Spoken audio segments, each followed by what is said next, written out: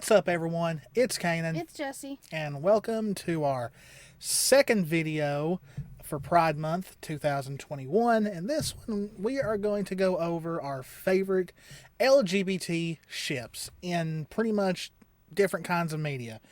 Mostly video games, cartoons, and anime, and manga. Now, of course, we're not including every single ship because we would be here for hours. Now, keep in mind, there are more WLW ships by a lot, just because there's more of those that we ship. So, and like I said, we cut a lot out because we don't want this to be like over 30 minutes long. So, How did that get there? get what? My hair. I don't know. Like, you've been messing with your hair so much. Like, there is literally hair trapped under my computer. Okay, so I got it. No, I didn't. All right, so this little idea, like, we've done our favorite ships before, and yes, a lot of the ships that are on this list are in that video, but this is strictly dedicated to LGBT, because in that one there was also straight ships and all that. So, and there's some ships we don't have pictures of because some of these characters have not been seen on screen together yet. And if we could find them, they were art or edits, and we didn't want to use anybody's arts or edits without permission or without getting a hold of them. And in one case, there's one where like one of the characters does not have a quote unquote quote default look. It's in a video game, so that will not also have a picture. So let's get to the first one. And the first one, we're gonna go with video games first. And the first one is one that me and Jess kind of pretty much started shipping at the same time. And that is Fang and Lightning from the Final Fantasy 13 trilogy. Now, I can't remember if I found the info and sent it to you or if you found it and sent it to me. But we found some, like, when Final Fantasy 13 was in production, everyone knows that Lightning was originally going to have silver hair, but they changed it to what she has, which I believe is like it's called what now? Rose blonde or strawberry. Like, it's technically, it's pretty much was confirmed a dusty rose, which okay. I tracked that down just so I could get my wig correct.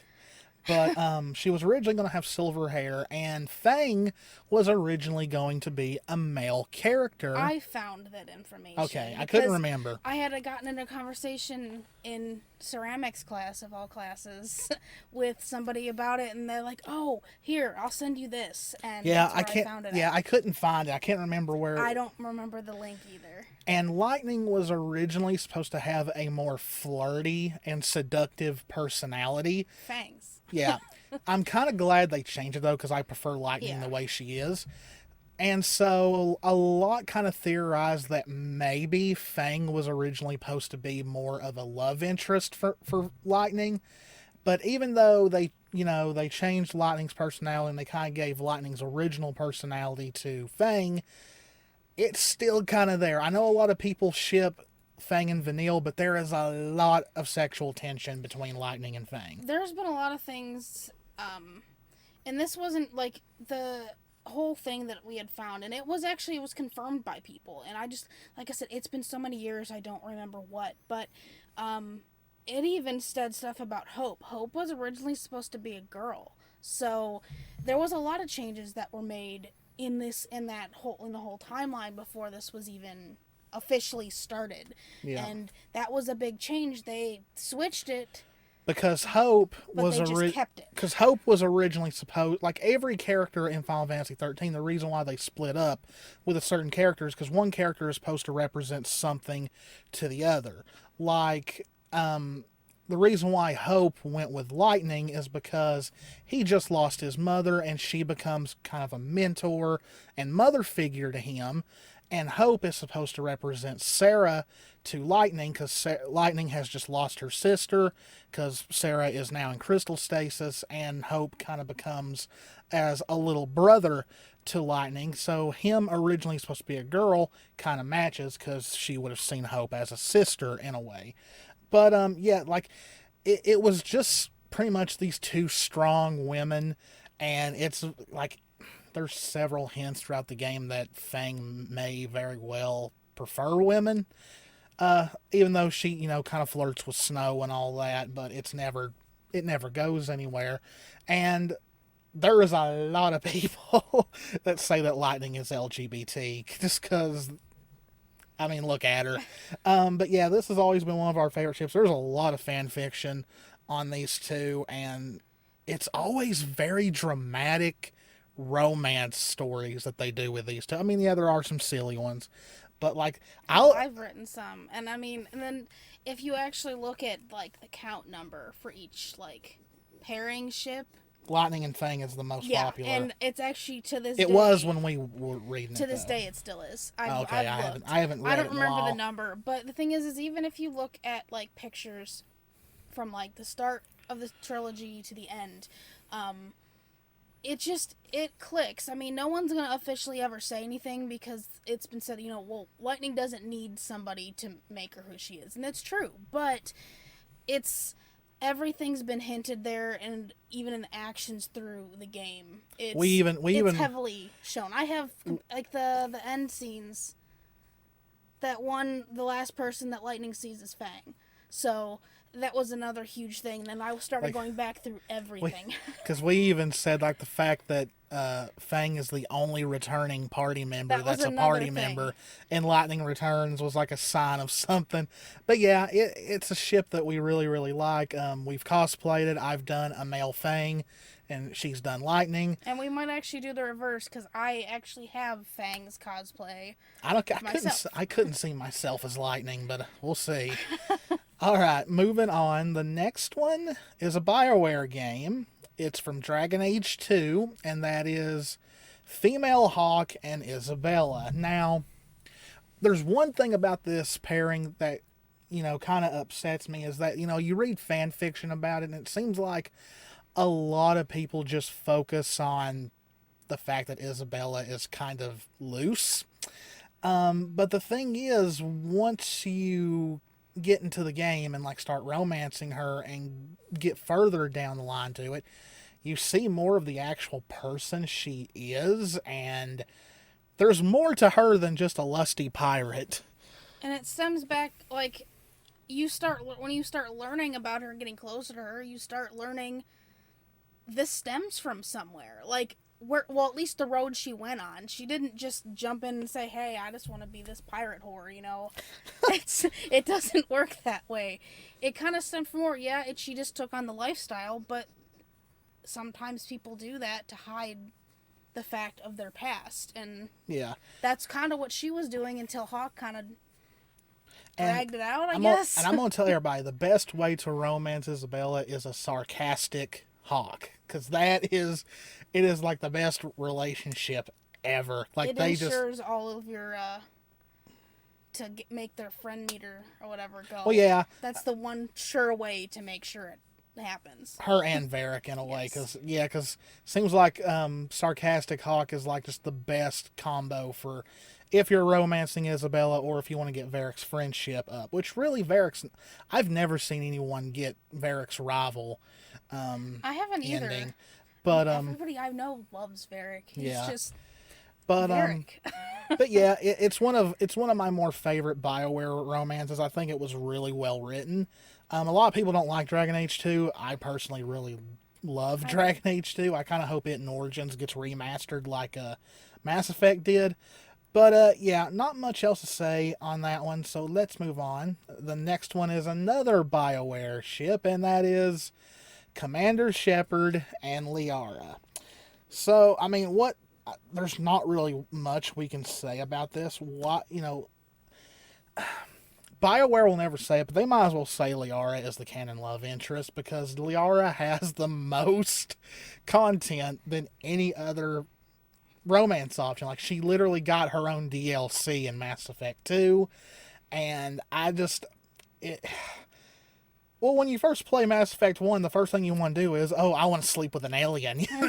That's the first thing you want to do. And, here's this very attractive alien that, a lot of people don't like calling Liara she, because Asari are monogendered, but even in the game They they refer to refer themselves to as, yeah, as female, pretty yeah. much.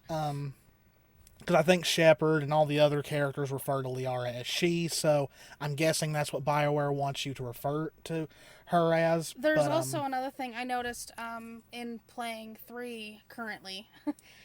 When you walk by, somebody's talking to an Asari, and she says, I can't get in contact with my wife, and I need to send our daughter to, my that's in-laws. that's a human. Yes. It's a human. But It's a she's human saying woman. her wife, Okay. so they're referring to an Asari. Yeah. So it's like... Well, technically, the Asari will always be the wife, I'm guessing, no matter what the gender. The way she referred to it, though, like... Because even if Shepard is a female, if they had kids, the kids would refer to Shepard as dad. I know, but I'm saying, like, that whole conversation, anything that was mentioned with Asari, like, it was her, she, things like that.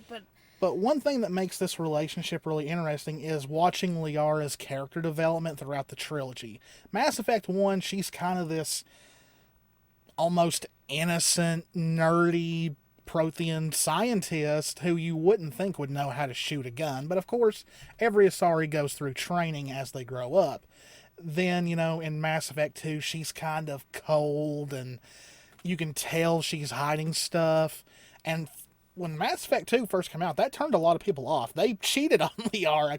They're like, you treat me that way, But then once you learn why. Yeah, you do learn why if you know what conversation to pick. And then Lara the Shadow Broker, you learn more. And then in Mass Effect 3, she's no longer cold, but she's still tougher and a little bit more serious than she was in Mass Effect 1. She's grown. She's grown as a character. And I think Joker called her a little more cynical. Yeah. I like it. It's exactly what he said. But that's the other thing is what drew me to fall in love with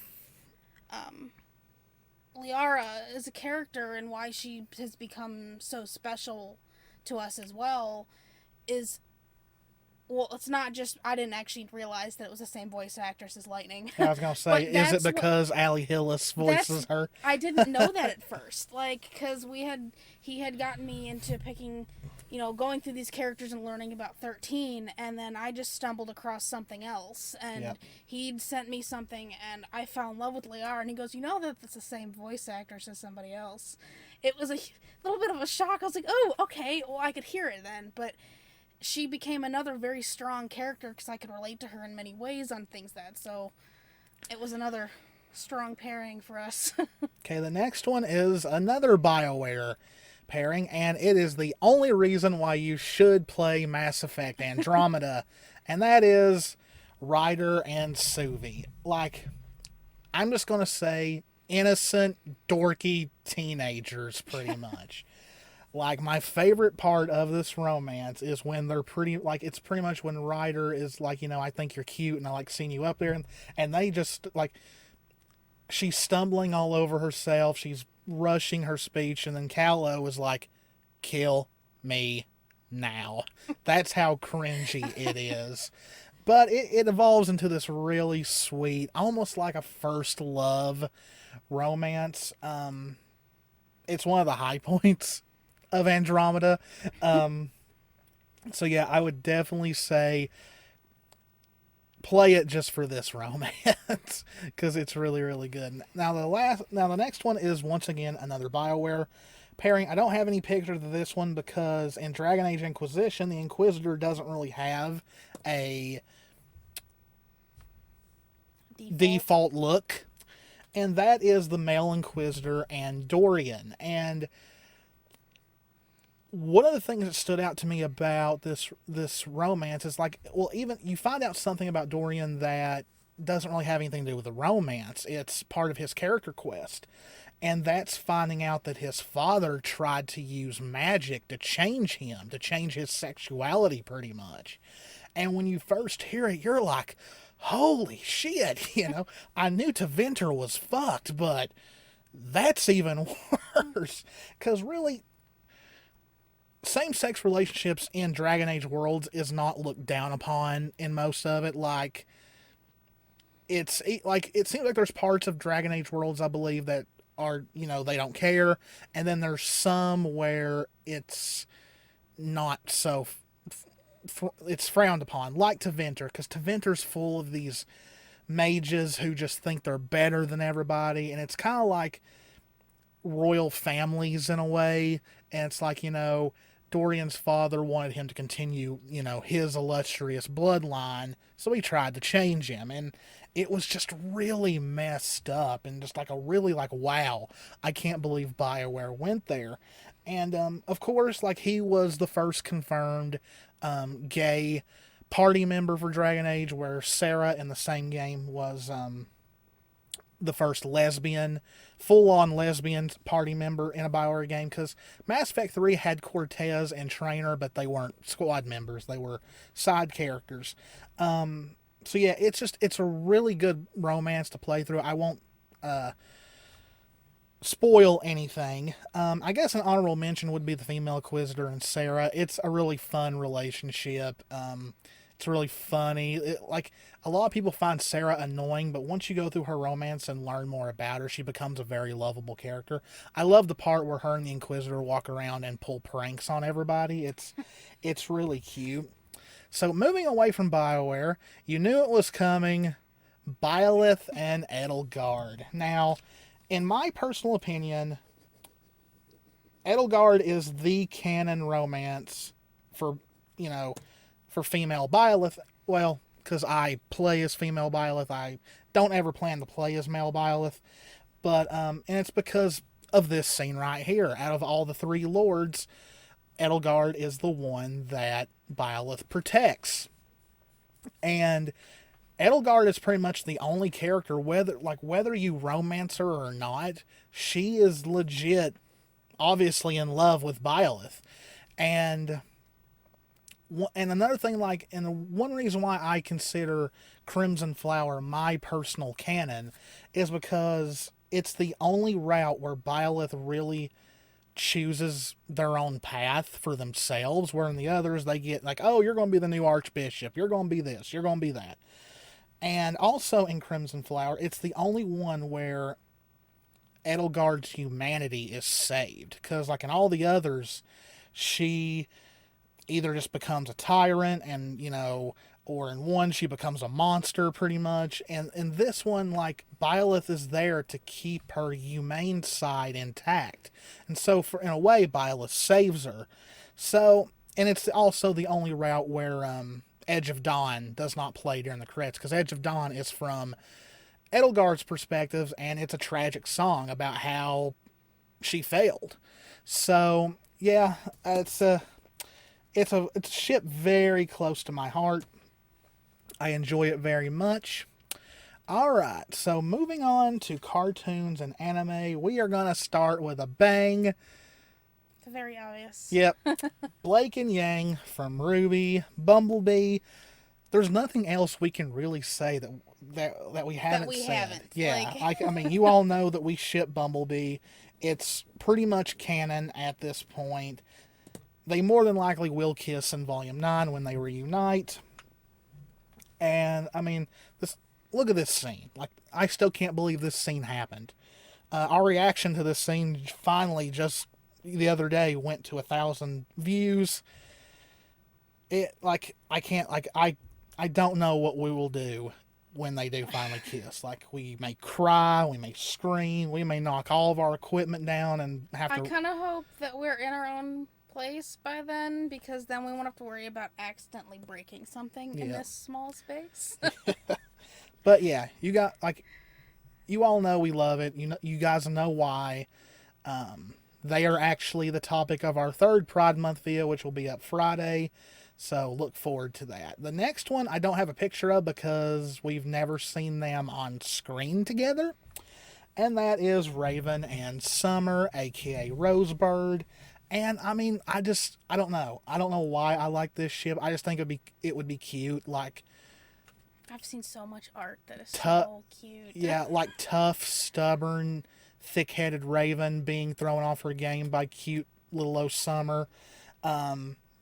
there's a lot of people who headcanon that Summer and Raven are actually the parents of Ruby and Yang. I just think it's a cute little ship, and plus, the theory that Team Stark were just all over each other. Besides Raven and Crow, but yeah. So there's that. The next one is also the same case. They've been in the same room together, but never like enough for a good picture, and that is Winter and Robin. I love this pairing. I wish they would interact, but that's more than likely not going to happen because Robin is still in where Atlas was, and Winter is now in Vacuo. So, oh well. There's always fan fiction. Future. Yeah. And there's a lot of headcanons that Robin may be trans because of a scene in Volume 7 where it was the night off episode where Marrow calls Robin ma'am, and behind him May and Joanna are like looking at each other like knowingly in a way. So a lot of people have theorized that might mean something. I don't know. I think it's just a headcanon right now. We don't know. But so yeah, another one from Ruby is of course Coco and Velvet. Crosshairs. This picked up a lot for me in the After the Fall novel because of the fact that they pretty much showed, like, we don't know if it was a crush, but it does seem that Velvet kind of had some admiration for Coco. And then, of course, the Ruby Chibi episode that happened recently. Yes, Chibi is not canon, but still, it was cute. It gave us a little, it gave Crosshair shippers a little bit of like, not in the show, but at least an official thing for the ship. But it fits the whole thing of Coco being like, the lady killer that she is, would fall for sweet little innocent Velvet. It's one of those tropes that just fits them. Even before I knew that they were a thing, like a ship at all, I was in love with the two of them. I love Velvet. She's actually on my cosplay list too. Yeah, she's a very lovable character, especially in Chibi. She's adorable in Chibi. Next is Sea Monkeys.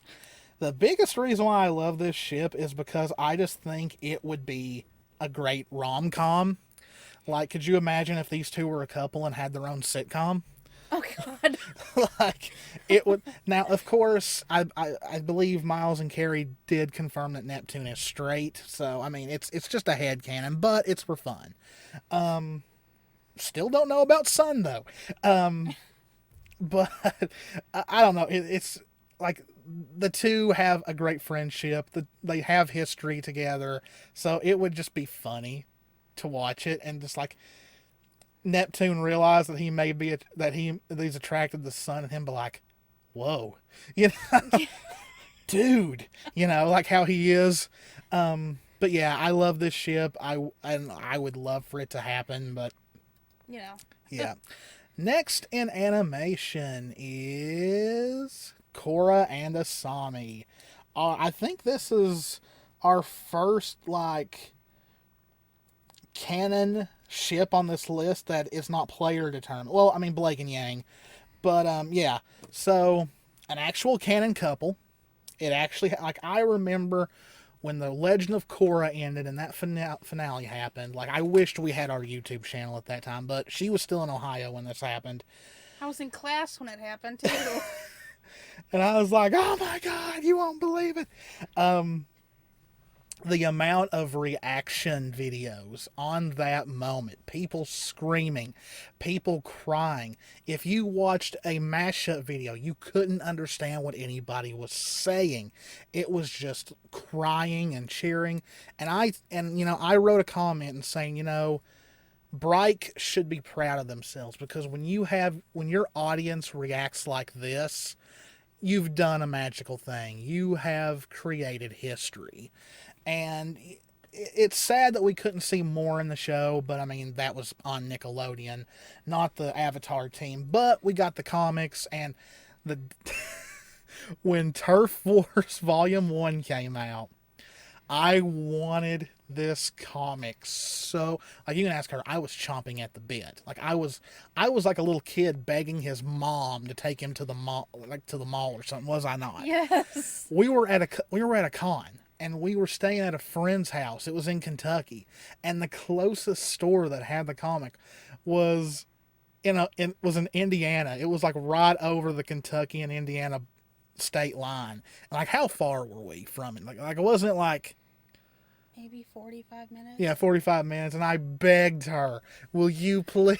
And her friend's just like, well, we're in cosplay. Let's go. And like the comic store it was in was like this little hole in the wall. It was not a very big store. I bought it. I got it in the car, and you can ask her. I was just flipping through it because I wanted to see if the pictures we had seen was true of them kissing. And when I opened it, you can ask her. I like came out of my seat. Because I was a bigger at that time. I was a bigger Avatar fan than her, and so I was fanboying. Like, I had her take a picture of me with the book and everything. I was half out of my Melkora cosplay. Yeah, at the time I didn't have Asami fixed, and me and our friend, we were Harley and Ivy, so we were still another ship at least. Yeah. Now apparently there is a third round of comics coming out, so be on the lookout for that. Next, Kale and Caulifla, or Caulifla, however you want to pronounce it. This is actually Caulifla is actually the second character on this list that Elizabeth Maxwell voices, because she also voices Winter. What can I say? Like, I love these two because for the longest time I've wanted female Super Saiyans. We finally got it. You can ask Jess. Caulifla is my all-time favorite female character from Dragon Ball. I hope if Super, the anime, ever comes back, that they do come back, because so far in the mangas they've not come back. But it seemed like Dragon Ball seems like the last place you would see something like this, because Toriyama has said many times he is not good with romance at all. That's why there's very little of it in Dragon Ball. But I don't know. Here and there. Yeah, the interactions between these two, and this scene right here, them focusing, the camera kind of focusing on the hand holding and all that. And no, they are not legit sisters. They're not blood sisters. Or it's kind of like how someone, in Japan, I believe, don't they have something where if you look up to someone, you look at them like a big sister or big brother or something like that? Yeah. Well, we kind of have that here as well. Like, when you're a little kid and you look up to an older kid and you kind of idolize them and all that. But in the English dub, they said sisters in arms. But it's a very big misconception that people think these two are legit blood sisters. And sister in arms kind of if you really look into what that means, it's, you're fighting together. It's It's kind of I can't. It's kind of like what they said about Ruby, and people misinterpret that as Ruby's supposed to be a sisterhood. Kind of like that. Yeah, kind of. Next is Catradora. How could we not include this? Because once again, it's another canon relationship. I'm gonna tell you right now, it's not that I doubted the team behind this show, but I was a little scared Everybody was when this season was coming, because you knew. Because it's funny how they did She-Ra. Whenever the new season came, instead of doing it, weekly, they just released the whole thing and you could watch it all at once. So, of course, people were skipping to the very end. Because they wanted to know. Yeah, and I was scared. I was to the point where I was like, I'm just going to stay off Twitter for a few days, because if it doesn't happen, it's gonna be Voltron 2.0, and it's going to, Voltron might as well have been a thunderstorm. This is going to be a hurricane. It was going to be bad, but thank goodness I begged one of my friends to spoil me, because we couldn't watch it live at the time because our internet sucks. We don't have Netflix. Internet. But I was like, please just let me know, and they sent it to me, and I was like, yes. So, and I mean, we even did a video about Catradora and Bumblebee. It's one of our most watched videos that done very well, because there's some similarities. even Lindsay Jones, who voices Ruby, said, "Yeah, there's some similarities, all right." But yeah, it's a really good childhood friends who have always been in love with each other, and then they become enemies because stuff, pretty much. And then, you learn, oh, we've always been in love with each other. We just went through a rough patch, pretty much, and we tried to kill each other and stuff like that. But Speaking of Bumblebee and Cachadora, Aaron was wearing a She-Ra shirt the other day in her Instagram feed. Well, this next one's one of Jess's favorites. Harley and Ivy. Ironically, since I had just mentioned that Yep. I had cosplayed that. Yep. I think I've cosplayed, or it's on my list, almost everything as far as female characters on this list. Another pretty much canon relationship. I have to say, this is probably my favorite version of Harley from this show, because for one, the show is absolutely hilarious. If you've never watched Harley Quinn, you should. God. It is hilarious. I can't wait till season 3. They finally did what seems like a lot of people refused to do, and that was finally get Harley away from the Joker. And they finally gave us legit Harley and Ivy. Yeah, the comics have been doing it, but the comics have kind of been tiptoeing around it, still having them have a relationship with guys and having an open relationship. I mean, if that's enough, if that's, everyone, is on their own thing, but I always wanted them just the two of them, in their own little relationship, and they have come out and said for season 3 that they're not going to break up, they're going to stay together and all that, so that's great to know. But, I didn't know how I was going to take, what's her name, Kelly, what's her last name? Oh, Kaylee, from Big Bang Big Theory. Bang. Yeah, she's the one that voices Harley, and I didn't know how that was going to go, but she does pretty freaking well. She's a really good Harley. When I first heard her, I had seen clips before we were actually able to get a hold of having the DVDs and all that. I was like, well, this is animated Harley. Yeah. And then for real Harley, that'd be Margaret Robbie. I'm sorry. She absolutely captured the live version of her, which she's also very, very in for and pushing for a Ivy and Harley for everything. But, without the Joker and jumping in relationships to everybody else. Yeah, so I really like this version of Harley and Ivy. I thought their whole romantic story in season 2 was great. They teased a little bit of stuff in season 1, but then they had Ivy and the whole Kite Man thing, which I still didn't get. But a lot of people say that she was with him because she was running from her attraction to Harley, but who knows? You can kind of see that. She definitely did that toward the end of season 2. I don't know about season 1. Yeah, I don't know about that. But I can't wait. The only other characters that I enjoy the most in that is Clayface, King Shark, and Commissioner Gordon, because this version of Commissioner Gordon is just insane. I like this version of Batgirl too. Very all over the place and energetic. Yeah. And poor Catwoman and Batman. Remember, everyone, heroes don't do that. Next, this is all you, pretty much. Yeah, Haruka and Mitsuru, and my first... Everyone used to think they were cousins. Oh, yeah. I'm sorry. You don't hold your cousin's hand that way. Not that I know of, anyway. But I guess you can count Tuxedo Mask and Haruka as my first crutches, and I know I've said that before, but I fell in love with this ship even before I knew, about myself. But to me, this just...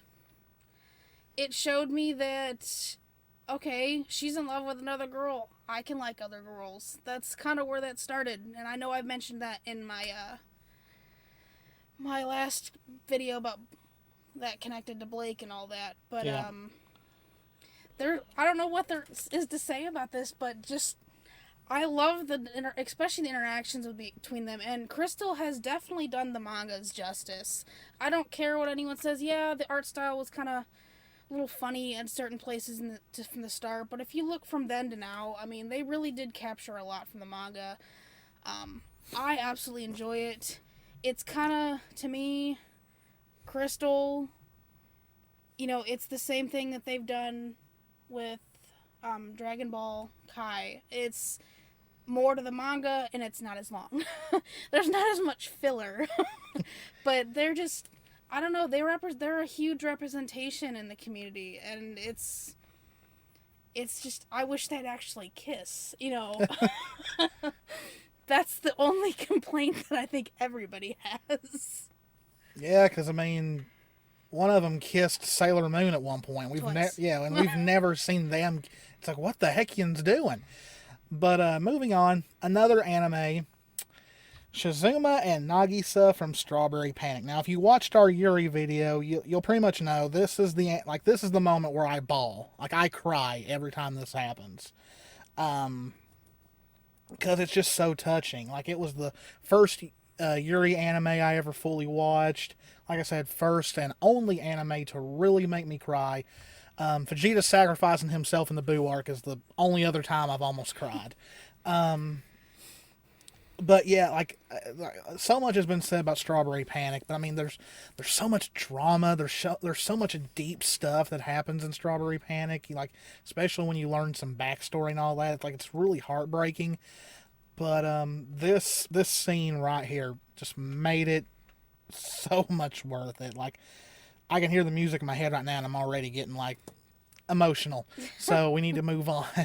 So the next one is manga, and we've only got two in this because there's so many great manga couples that we would be here all night, and we're already nearing 40 minutes. So first up, Ray and Claire from I Am in Love with the Villainous.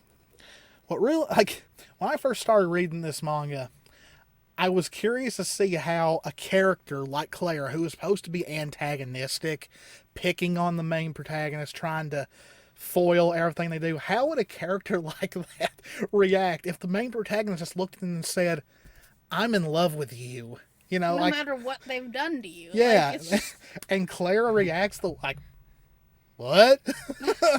And like, she's just so thrown off by it. And like, yeah, there are some points where Ray is kind of like a little much, a little obsessive, but she grows out of that. If you read the light novels, Ray definitely develops more as a character and goes from being like an obsessive fangirl in a way to actually being legit serious about her feelings for Claire. And Claire kind of never really drops her uppity attitude in some ways, but she does become softer. She becomes more caring. She becomes more understanding. I'm not going to spoil anything, though. If you look at the covers of the light novels, it spoils everything. But they become like, it's a really good relationship eventually. Like I said, at the beginning of the story, it's very comedy driven and all that, but it gets more serious as time goes on. So our last one for manga, and our last one of the video. Now, the picture I chose is from the OVA, not the manga, and that is Kase and Yamada. So this is just like, these two win the prize for sweetest couple. Kase, is a track star. She's the type of character in these high school stories where everyone's got a crush on her or looks up to her, and in reality, she's kind of a goofball. She is a gay disaster, because every time Yamada looks cute around her, she just blushes and just can't. She can't compose herself. No, like literally when they were on the phone, steam came out of her head. She was like a volcano because she couldn't handle how cute Yamada sounded. And Yamada is just a perfect little bean. She is adorable. She doesn't think very highly of herself, which it seems like is a running thing in these kind of stories, especially when it's a character who has a crush on like the school star or whatever. Like, they just don't think that they're anything special.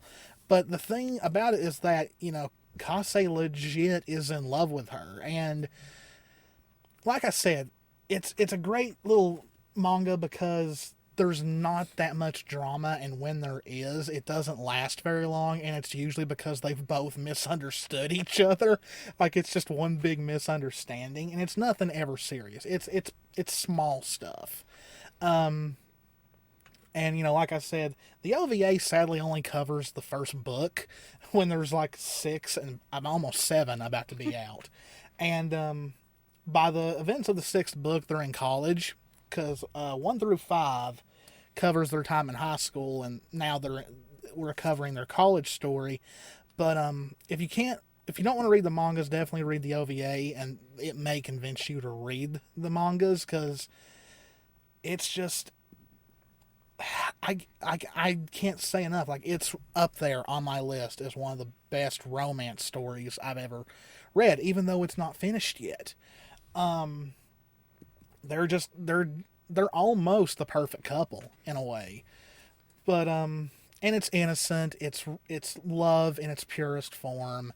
And if you ask me, that's what makes a great love story, no matter if it's a guy and a girl and a girl, or a guy and a guy. When it's done absolutely right, and when it's in its purest form, love is probably the most beautiful thing that exists in this world. Bonus couple. Since it's not an actual anime or anything, and since it's coming back, okay, that would be Mallory and Queen Vale. Oh yeah, Mage and Demon Queen. Yeah, I almost completely, like, it's late. It's hot in here. Because it says, and when I made this list, it wasn't announced that it was, like, I completely forgot. I did too. I had saw an announcement. I didn't even think of it when we were making our list. But yeah, they quickly fell in love with those two. Well, it's one of those things where I discovered it first. I read through all of it, and I was like, you've got to read this. And of course, at first, she just put it off. Oh, I'm too busy, and just ignored me. She ignores me all the time when I tell her you would like this. And then finally, I just said, I copied it and pasted it and sent it to her, and I said, read this. And she always gets to the end. she always gets mad at me. She's like, okay. And I waited a couple of hours, and I was like, well, and she's like, I love this. I was already planning a cosplay at that point. But yes, I'm kind of embarrassed that I forgot about Mage and Demon Queen. But yes, Mage and Demon Queen by Colorless is one of the best things I have ever read. It's one of the greatest. Like, it deserves its own physical published book. It deserves. They have had other books published, so I really hope, especially with the popularity of this one, that they get a chance to have this one. It deserves an anime. It deserves an anime it deserves adaptation. a manga and anime. It is amazing. Yeah, I'm kind of ashamed I didn't put it on the list because, like, it's been on hiatus for so long that I guess I just didn't think about it. But season 3 literally got announced yesterday. Well, as of the time we're recording this, yesterday. But yes, Queen Vale and Mallory, OTP couple, like, for real. Like, it is amazing. If you have not read Mage and Demon Queen, go read it. Like, seriously. It's free to read. The only time you gotta pay money is if you want to read a chapter early. But, like, to buy coins, it's like 99 cents. But yeah, Mage and Demon Queen, definitely. Go read that. Like, it is amazing. All right, so we've went long enough. I just had to include them and made sure they were included. If you made it to the end of the video, please remember we've got one more Pride Month video. It's planned to go up Friday. Hopefully, if we get everything ready for it, it'll go up. It's our last episode of Season 1 of Ruby Fairy Tale Theories, and it's going to be Bumblebee and Beauty and the Beast. We're going to make that one a little bit different than the other one since it is the finale. So please, Hope you look forward to that. As always, guys, if you enjoyed the video, please hit the subscribe button, hit the notification bell, click that like button, leave us a comment, tell us what your favorite ships are, tell us what you thought of our choices. Please remember, this is all for fun. We're not saying our ships are better than other ships. If your favorite ship wasn't on the list, that's all right. You know, It could be on our other extensive list that we just didn't have. Like, yeah, because we'd look, be here for days. yeah, because look, we're already nearing 45. We're at 45 minutes with just and we this. cut. This is like maybe an eighth. Yeah. So. Or less of our list. Yeah. So yeah, like there's no way. Like it would have been over an hour long. So as always, guys, this is Kanan. This is Jessie. We love you all very, very much. Please stay safe out there. Take care of yourselves, and please remember, you matter. You deserve love. Everyone deserves love. And no matter what gender you are or anything like that, love is love. We will see you in the next one. Bye. Bye.